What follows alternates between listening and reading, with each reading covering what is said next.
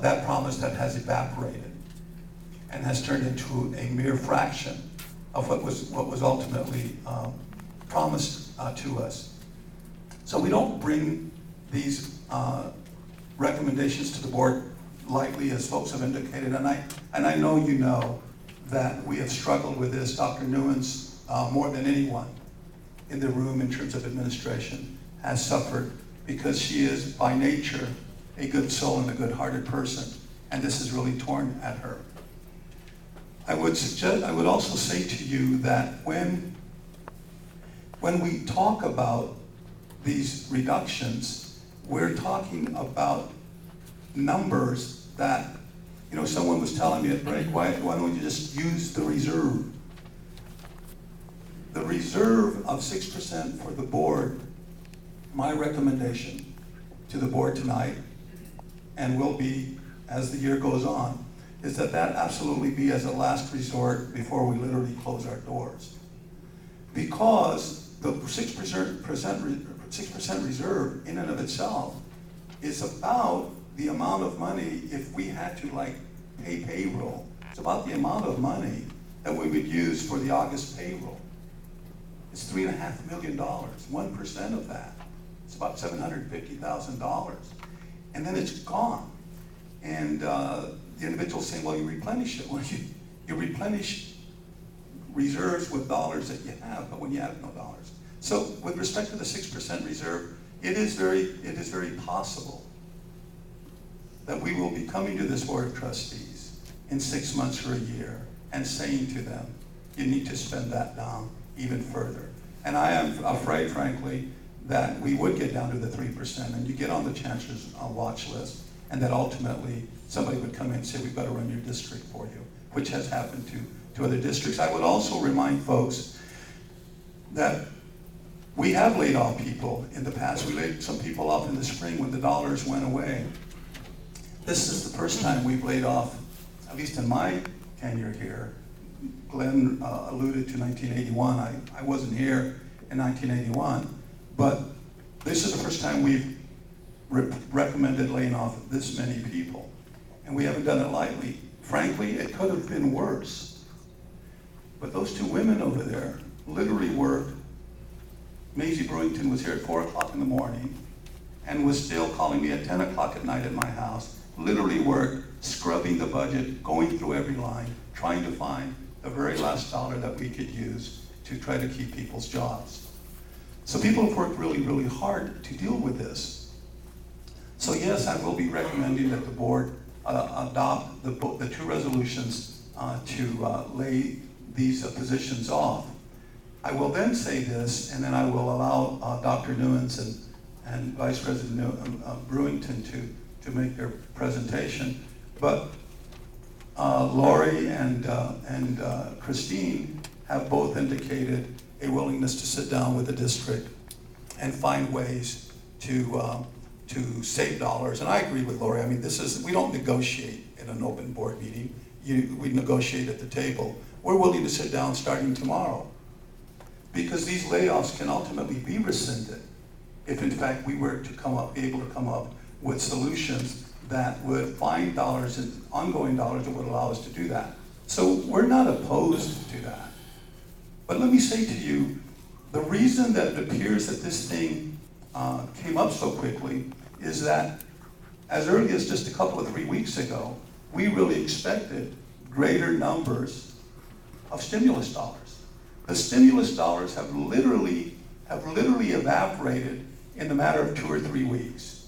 What we thought we were going to get was reduced again, and when we got the final figure, it was reduced even again.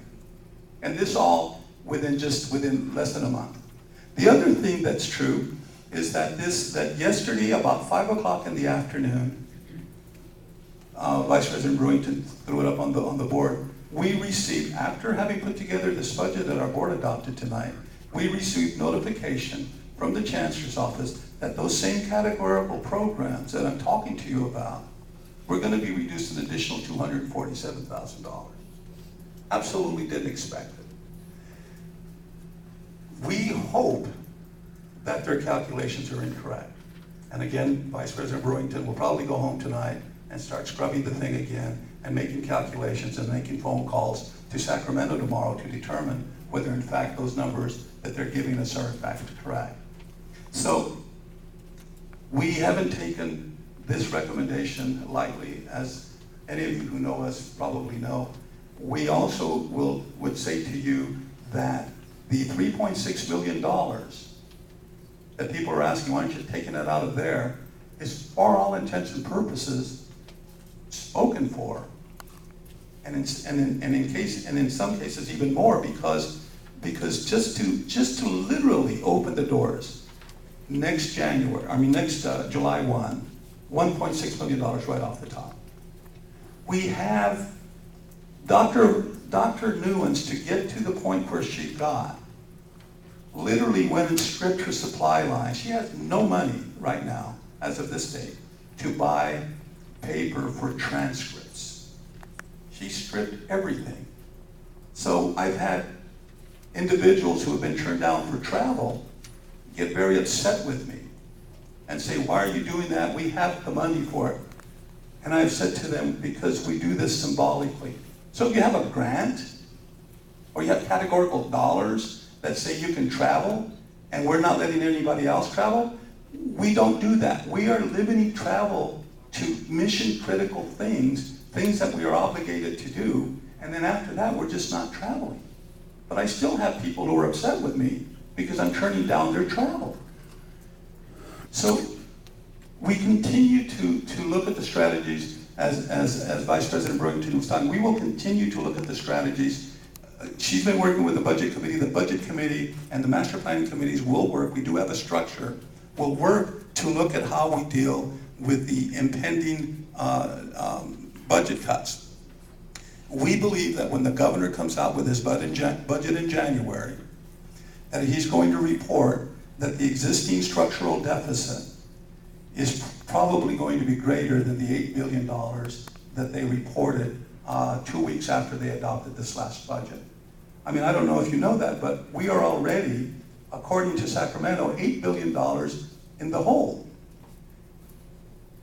And if the economy continues to get worse, when he comes out with his budget in January, we think it's going to be closer to $12 to $15 billion, which is where we were last year. And if you remember, they made mid-year reductions and cuts last year to us. So I am telling folks right now that tomorrow morning, I will make a phone call if I don't receive a phone call personally, or we can talk tonight, that we're willing to sit down and start looking at how we can generate solutions to laying people off. Because these individuals will work until, I think it's November 21st. If we can come to solutions with the Classified Association, with the management team, and with the Faculty Association. We're meeting with the Faculty Association this Friday, and we'll be talking with the Faculty Association, because again, we do have to do it together. But those sorts of strategies, besides saving dollars by not traveling and cutting supplies and doing all of those sorts of things, the big number of things, which are essentially salary and benefits, have to be negotiated. And we don't negotiate it. We don't negotiate in public. We negotiate in good faith across the table from each other. So I will be in touch with CSCA tomorrow for that purpose. And I know that MCFA and we will be meeting on Friday. So with that, and Maisie, would you guys, you don't have to stand up, I guess, unless you'd like to.